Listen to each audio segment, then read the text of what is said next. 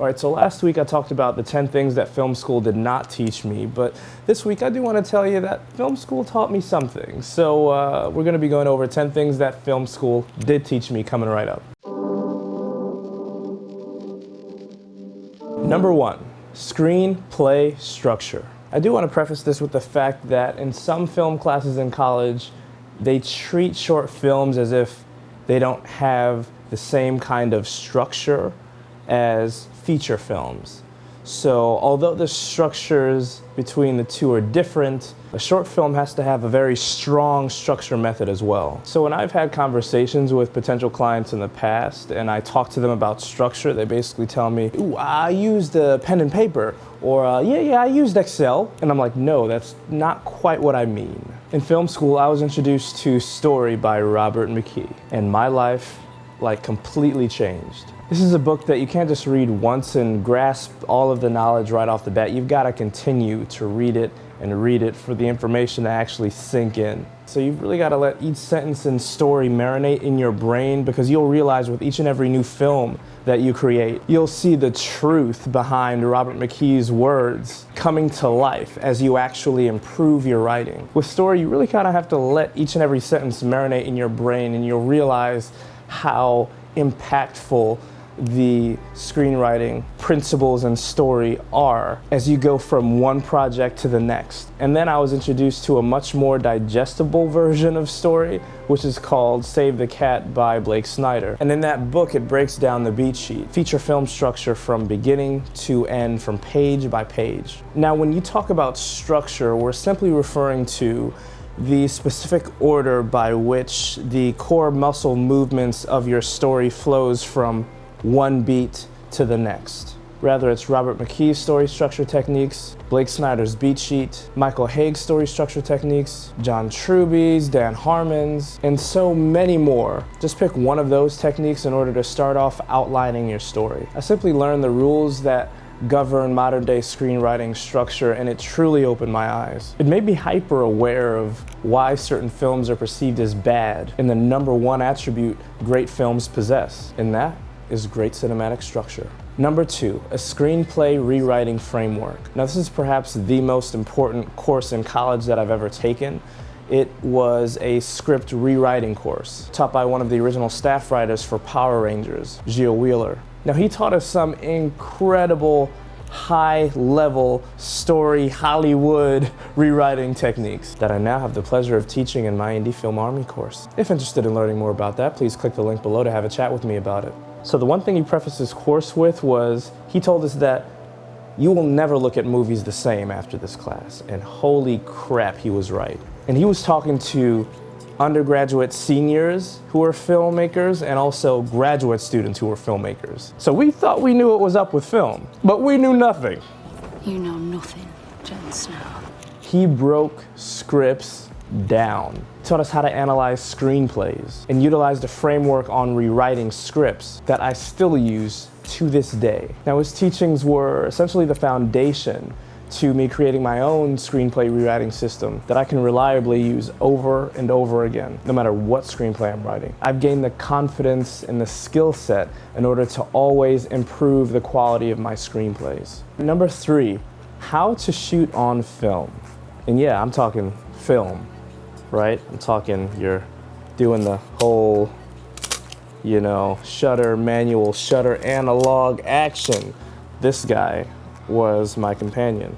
So there was a 16mm film camera we used, and also this is just the picture camera. You'll discover a love for all things digital after you work on film. A newfound love and appreciation for how easy and convenient everything is. Or you'll appreciate all of the love, care, and dedication that goes into the film development process, because it's a lot. So first off, there's this course called Principles of Photography, where we used an actual film camera, this guy right here, to take some pictures. And later on in our filmmaking journey, we had a film and television production course that essentially taught us how to shoot on a 16mm film camera. So we learned how to properly expose an analog image, and most importantly, how not to mess all of your image up after you finished shooting everything you've shot. Quick tip for those who are still using film. If you are in the middle of taking film pictures or rolling the film camera, do not, and I repeat, do not ever open this film compartment while you are filming, because what will happen is you're going to cry because all of the film that you have shot will be gone. If you open the film compartment and it is exposed to any kind of light before you begin to develop the film in the darkroom, all of the images on your film will be gone. So when you capture an image, click the shutter. You are not allowed to take a peek, open this thing, and see what you got. Okay, the only way you take a peek is through this viewfinder right here.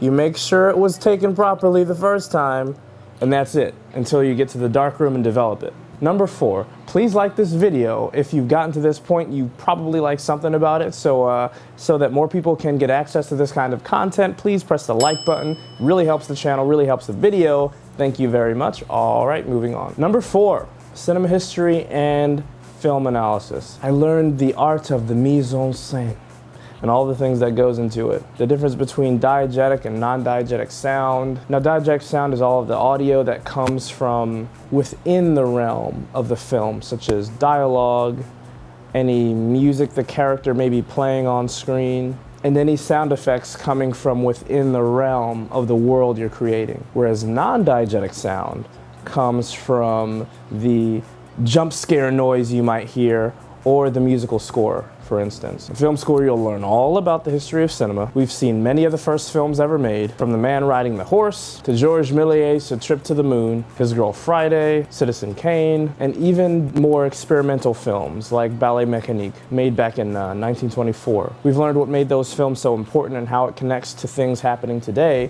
and then we dove into more contemporary cinema like Et tu m'entends bien. Number 2, 2D animation. So we learned how to animate 2D shapes and create 2D backgrounds in Adobe After Effects. So we'd have to construct a little narrative using 2D shapes, and we had to keyframe each and every movement of those shapes until our story was complete. Now, this is incredibly tedious work because not only do we have to create the assets necessary to make our story work, but we also have to create the backgrounds and foregrounds from scratch. Keyframe them frame by frame. If there was any parallax motion, frame by frame. So this is definitely one of the most important courses I've taken in film school, and it was called Executive Suite, taught by 2-time Emmy winner and Oscar winner Russell Williams. So here we learn the ins and outs of the traditional film studio distribution process. So each and every class was entirely different.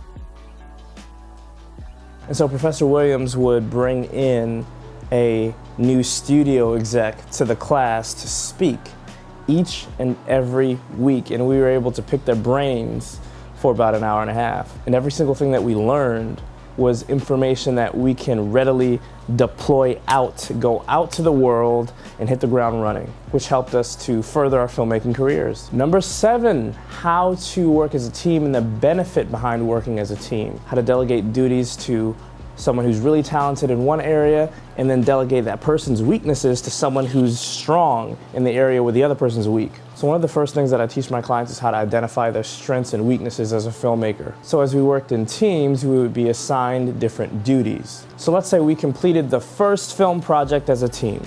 Great. Upon reviewing the footage, the team decides that film don't look like it was shot by Steven Spielberg and his best cinematographer. So let's swap the director for that and also the cinematographer with someone else on the next project. So on the next project, the team would swap duties. So let's say the person who is the cinematographer on that project, that same person becomes the production designer on the next project, and the person who is the director for that project becomes the producer for the next project.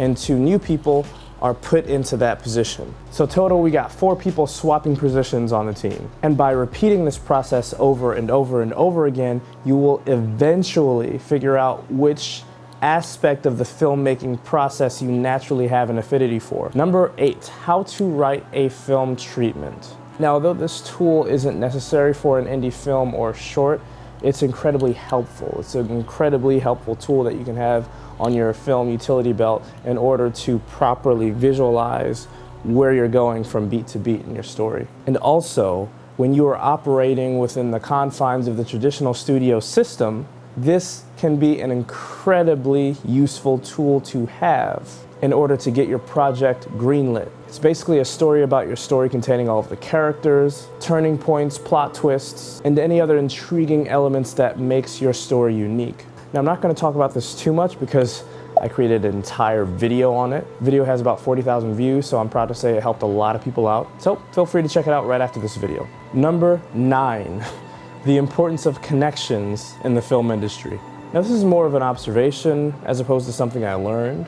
Now, in each and every successful film career I've analyzed, there was an individual who took a chance on someone or who brought that person along on the other person's journey. Then that someone utilized their own skills and expertise to make their mark on the film industry. Connections in the industry is so important, which is why treating everyone you work with in the film industry with respect and dignity is really important. Although being a jerk or flat out rude happens all the time on set in the film industry, in each and every one of those instances where that person misbehaves, when someone ever utters the word, "I never want to work with that person again," is not good. Everyone truly kinda knows everyone. The industry may appear very large, but it's really not. It's extremely small. The people who make things happen, by and large, know the other people who make the things happen. So doing an incredible job in creating meaningful connections whenever you encounter someone is incredibly useful and incredibly important in furthering your filmmaking career. That gives you a huge leg up on your competition. Number 10, I learned just how little a film degree means with respect to getting an actual job in the film industry. So colleges have a really long way to go when it comes down to connecting the actual film degree to job security upon graduation. When employers consider hiring you, they really don't care about your film degree. Oftentimes, professors will connect you with colleagues or previous other students who are working in the film industry, and that's how people get their start in the industry, because it's the professor knows someone who they once worked with in the industry, and then now, the professor sees your potential, and then he's like, okay, gives you that person's contact information, and that's how things get started. But the university system has a long way to go, because due to the fact that the film degree isn't as regulated as, let's say, passing the bar in law school, employers tend to respect these film degrees way less, because there's no film degree gold standard, no national board regulating film degrees, standardizing and examining students' works for quality. And due to the lack of broad regulation, employers don't care what film school you came from. Employers just want to see the work you've produced, the screenplays you've written, and who you know. Now again, if you'd like to see the 10 things that film school won't teach you, take a look at this video right here. And if you're a film newcomer who hasn't gone to film school and is interested in creating a sustainable future while creating compelling cinema without the $50,000 film school price tag, please click the link below to have a chat with me. Also, check out my feature film, guys. It's on Amazon Prime, Tubi TV, Plex, Hoopla, and loads of other streaming platforms. I also put a link to that in the description below. It's always a pleasure talking to you guys. Until next time, see ya.